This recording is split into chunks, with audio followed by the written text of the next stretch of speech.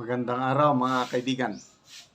Okay, gusto kong i-share sa inyo ang mga reaksyon ng mga kilalang tao sa ating political circle. Yung nangyari kay PBBM, yung nagdugo ang kanyang gums at nababahala na sila sa kalusugan ng Pangulong Marcos Jr. So, si Attorney Rowena Guanzon and Professor Malotikia, may mga kanya-kanya silang pahayag. Unahin natin si Attorney Rowena Guanzon. Naawa na nga siya kay PBBM. Naawa na may konting batikos. Okay, sa post ni Jigger Eve TV, ito, mayroon siyang ipinost na statement ni Attorney Rowena Guanzon. Yan, basahin ko . The doctor of BBM should tell him to rest from all this greediness. Yan, masakit yun. Ano bang Tagalog ng greediness? Kasakiman. Magpahinga na siya sa lahat ng kasakiman. His gums are already bleeding and his jaw is sagging in his latest video. Yun na po, yung kahapon, habang nagsasalita siya sa harapan ng mga pamilya ng mga nasawing sundalo, klaro, hindi niya namalayan siguro, dumudugo na ang kanyang mga gums at kitang-kita sa video. Okay, so, magpahinga ka na, sabi na Attorney Guanzon. Hindi lang ordinaryong pahinga, rest from all this greediness. Pahinga sa kasakiman. Masakit yun. Okay, so may mga comments ba? Magbasa na tayo ng mga comments.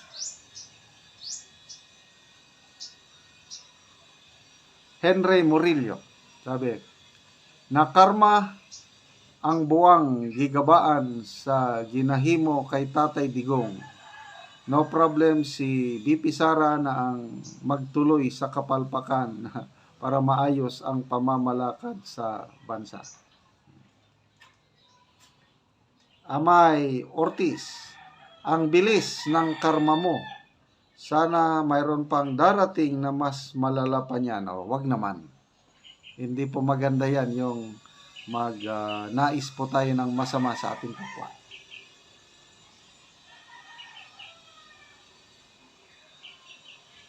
Roberto Guevara, oh my God, resign na.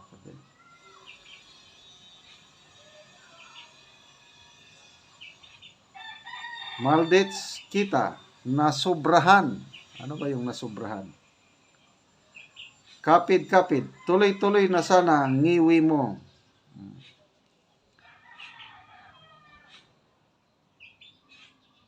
Ito ang maganda. Evelyn Cuatis, Lord bless and keep safe BBM. Lucky Lynn de la Cruz, sabi, naku po, dahil sa pagkagahaman sa lahat ng kapangyarihan, pera at coke, nako, damay tayong mamamayan. Ayun. Speaking of damay ng mamamayan, yun ang punto naman, punta tayo sa post ni Professor Malotikia. Ayan o.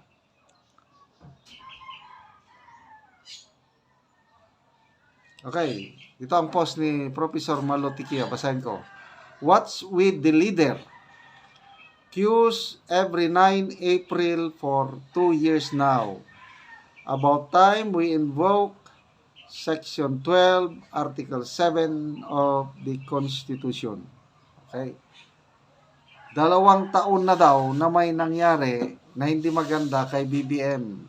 2 April 9. Kung ano ito, isiniwalat, idinitalye ni Maharlika. Basahin ko yung post ni Maharlika. April 9 last year, may nangyari. April 9 ngayon, may nangyari din. Tungkol sa paggamit ng ano.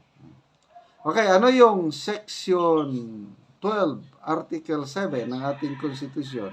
Ito, nilagay ni Professor Malutikia. Sabi dito, Section 12. In case of serious illness of the President, the public shall be informed of the state of his health.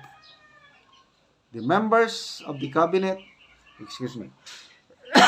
in charge of national security and foreign relations and chief of staff of the armed forces of the Philippines shall not be denied access to the President during such illness. So, kumusta ba ang kalagayan ng kalusugan ng Pangulo? Malala na ba o maliit na bagay lang ito?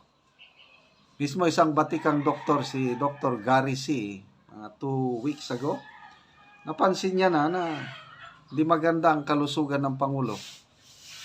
Namamaga ang muka, manas, ano pa yun, discolored skin, teary eyes, hinihingal. Kaya nag-advise ang batikang doktor na magpa-executive check-up ang Pangulo. So ito na ngayon, biglang nagdugo ang gums na ako, naka-experience na ako niyan. It's a sign of poor health.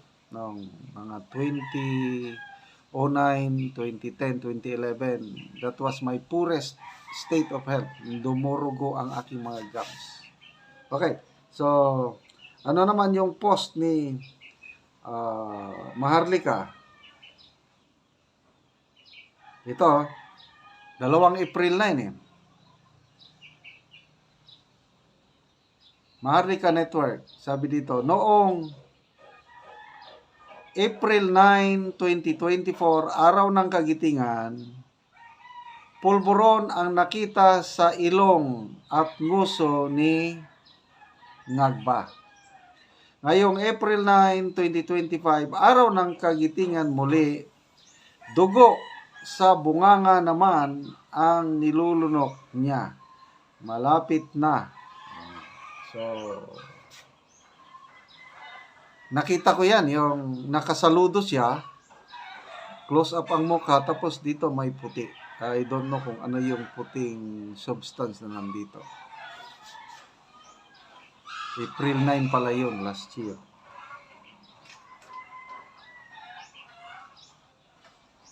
Okay, so, para sa akin, kahit ano man ang ginawa niya sa ating Pangulong President Duterte, ang ginawa nila kay VP Inday Sara, pagdasal pa rin natin na gumaling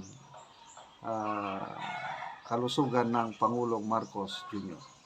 Okay, salamat sa inyong pag-subaybay sa ating channel, mga kaibigan. Malaking tulong nyo sa Tribong Talaandig. Ang sweldo natin sa channel na ito is tinutulong sa tribo. Namimigay tayo ng libreng yero at pako para ma-repair ang sira-sirang bahay ng Talandig sa Bukidnon. Panoorin nyo ang video na ito. Pod ni ang matagaan din ni sa Sitio Garden. Taga Anogero, Lansang Pako Plinsin. Labi na sa nag-video sa mua ng tagaan Nigsen. Dako gid mo pasalamat ani. Kay bibili ka po ang lain nabak. Labi na sa pagtanawan ni nag-video sa ating buta mo. Muna ni ilang agianan nga tulay-tulay. So taas gyud. Salamat sa Nigsen o Lansang. Bili ka balay ari patukod og balay kung wala mi inabang.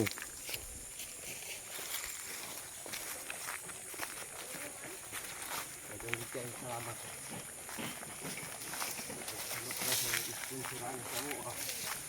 Oo. Bahalag layo inyong balay. Antos may bahalag layo. Muna ni ilang balay.